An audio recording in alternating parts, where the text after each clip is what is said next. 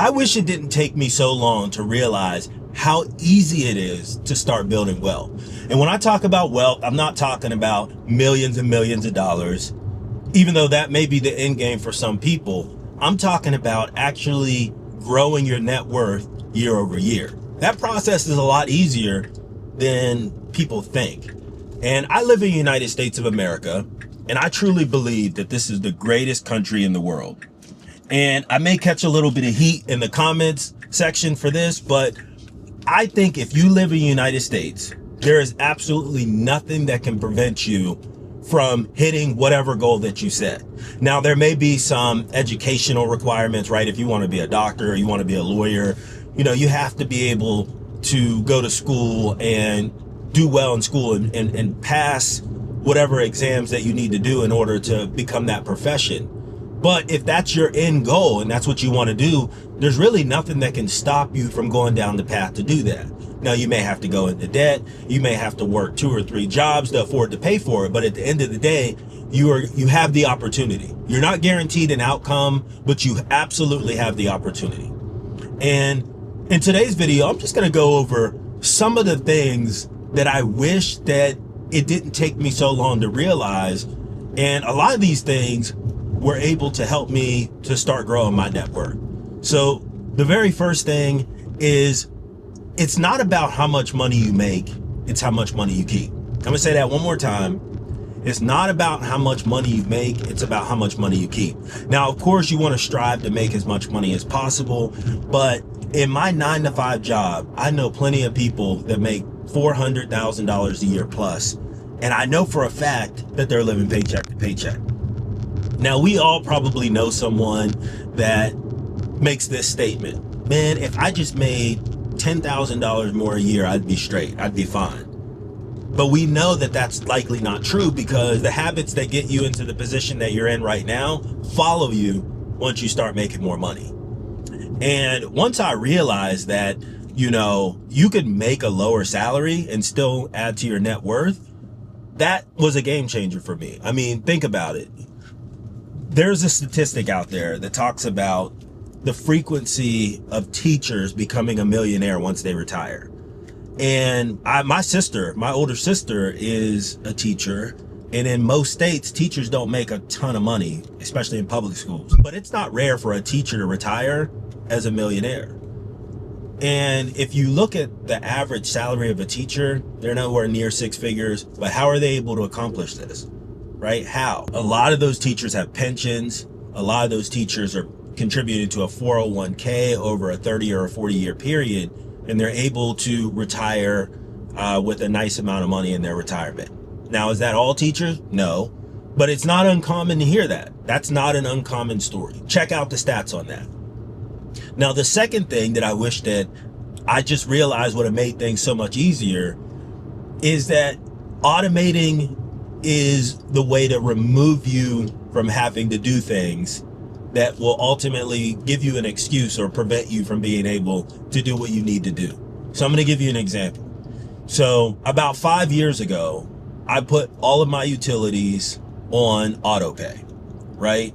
Now, at first I was hesitant to do that because I'm like, man, what if my utilities, what if those are really high one month, right? But then I started to think, electricity, gas, water, I'm paying those every month regardless of how much it costs, because I need that in my house to function.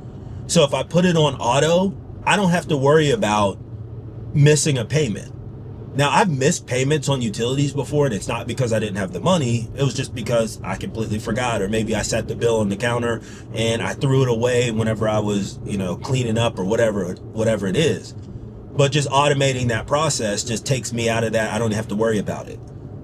Also, about 5 years ago, I started automating a certain percentage of my paycheck that goes into my checking account to automatically be moved over into my savings account. So if I'm saving for a vacation, or if I'm saving for a particular investment that I want to make, that money is automatically being taken out of my account and I don't see it. So it's kind of like out of sight, out of mind. It's almost similar to whenever you're investing in your 401k. You get used to your paycheck coming to you with that money not included. So you don't even calculate for that. You don't even account for it. It's like you don't even make the amount that you make prior to that money being deducted out. And then I also have a certain amount of my paycheck that I make every time I get paid goes into my investment account. And that's automatic. Every time that I get paid, it's automatically going over there. So that removes me from having to take that action, which removes any inconsistencies in my process in order to continue my wealth building process. You see, I'm taking myself out of the equation there to ensure that the things that I need to do to continue to build to my net worth is automatically being done. Now, the third thing that I wish that I would have incorporated so much earlier is incorporating a budget. This was something that I resisted for the longest. I didn't want to put a budget in. You know, most people hate to talk about budgeting. And for some people, they might even say, oh, you know, I don't need to do that. But the reality of it is once you actually sit down and put pen to paper and start actually mapping out how much money you're bringing in, and not only how much money you're bringing in, but the money that you're bringing in that's going out, how much of that is going to things that you don't even realize every single month. When I started actually budgeting and taking things serious, I realized that I had a much more money that I could have been putting towards investing or saving or whatever every single month that was just going to junk, stuff I didn't need. So that's important. That's a very important thing. Now, that could have been number one on the list, and I'm not doing this as a ranking, but that could have been number one on the list, is actually creating a budget, and not only creating a budget, but sticking to it. The next thing that I wish that I knew is to avoid debt as much as possible. Debt is the number one killer of your ability to build wealth. And this is the step that trips most people up because we either have credit card debt or we have car loan that we can barely afford, or a combination of both. And once you get into that credit card trap or into a car that you can barely afford, it limits your ability to do anything else with your money. You really can't invest. You really can't save. You're pretty much trapped until you can get yourself out of that debt. For me, this was the biggest obstacle to actually start building wealth. And I believe for most people that this will be the number one thing that prevents you as well. Now, the next thing that I wish that I knew was to avoid lifestyle creep.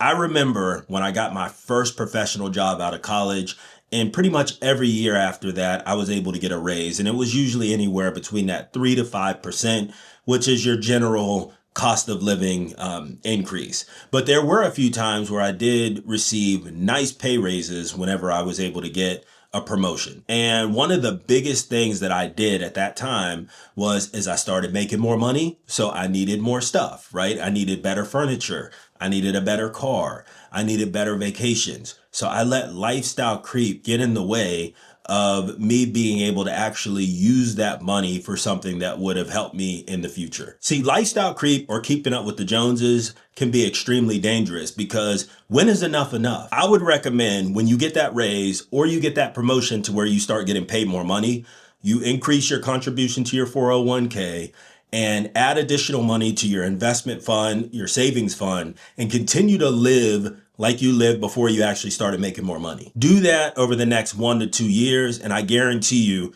you will be in a much better position financially than you are today. Now, the next thing that I wish that I knew, especially way back in my 20s, was understanding how to take advantage of tax advantaged accounts such as a 401k. Now, early on in my career, whenever I was contributing to my company's 401k, I was contributing maybe 5 to 6%. And it was generally enough just to get the match. I wanted to take home as much money as possible, but I definitely wanted to at least get the match. And one of the things that I really didn't understand as I started to make more money is that the more money that you contribute to your 401k, it reduces your adjusted income at the end of the month, which ultimately impacts the amount of taxes that you have to pay. So since we have a progressive tax code here in the United States, the more money that you make puts you in a different tax bracket, which ultimately taxes that amount different. So for example, at the beginning of the year, the money that you're making may be taxed at 10 or 12%. And then as the year progresses and you start to make more money in your paycheck that you've been paid throughout the year, some of that money is going to be taxed at a higher rate, and it could either be be 22%, 24%, or even more, depending how much money you actually bring home. And if I understood that if I would have invested more money in my 401k, it would have reduced my tax burden. And then also fast forward 15 years later, now that I'm in my 40s, I would have been in a much better position in my retirement account had I actually invested that money back then. So like I mentioned, I've always contributed to my 401k, but as I look back, I wish I would have just contributed more because it would have been a win-win for me, right? I would have been able to reduce the amount of money that I was paying in taxes, and I would have ultimately been able to benefit from having that money in that account for 15 plus years. The next thing that I wish I would have known much earlier is that investing in your financial education will pay huge dividends in the future. I didn't really start getting focused about my finances until my late 20s or my early 30s. So there was a lot of time that was wasted where I could have been using to actually understand how finances work. And this kind of goes back to where I talked about at the beginning of the video about understanding how easy it is to actually build wealth. And once you get that financial education, you start understanding how money works.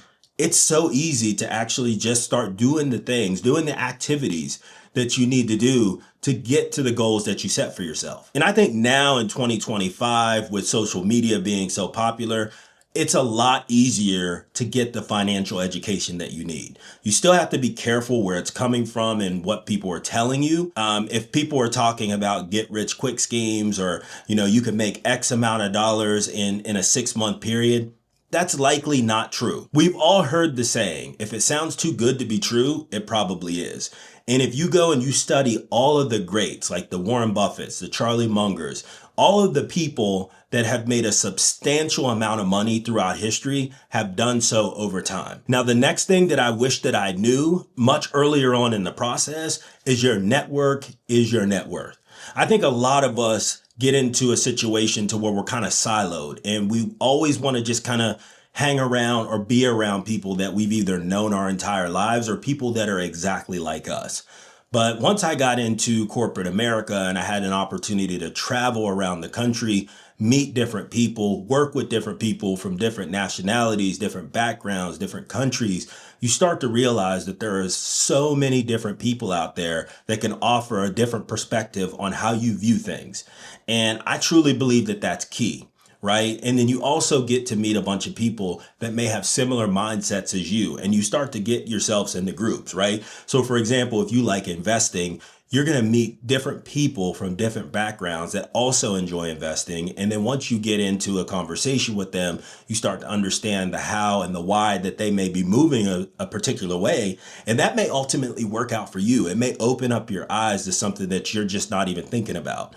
So don't limit yourself to just hanging around or communicating with people that either you've always known or you've grown up with, or people that are just like you. Be willing to open your mind up and go out and communicate to people from all different walks of life. Trust me, it'll benefit you way more in the end. And the very last thing that I wish that I knew is that time is more valuable than money, right? We spend a lot of our life, a lot of time chasing money. And what do we do when we get that money? We go out and we use it on material things. So that means if you wasted a month or 2 months of your life to make enough money to buy that car, to buy that purse, to buy those jeans, whatever it may be, right? You invested that amount of time to ultimately get that thing. You can never get that time back. You can always make more money, but you can never get more time. And that's one of the things that I really started to notice, especially when I hit my 40s, because it seemed like once I hit 40, time has just accelerated. Weeks will go by and it'll seem like several days, but it's been several weeks. I just blinked and we're almost halfway through 2025. That's how quick time goes. I wanted to make this video just so you understood that making money is easy if you do it the right way. And if you learn these things, you'll be able to stop trading so much of your time, effort, and energy chasing wealth that you may never ultimately accomplish. If you do some of the things that I mentioned in today's video, you're going to get there much quicker than you ever thought that you could. So what do you guys think? Is building wealth much easier than I think a lot of people make it out to be? Yes or no? And why do you think so? We'd really like to get your feedback on that. Thanks for watching, and I'll catch you on the next video.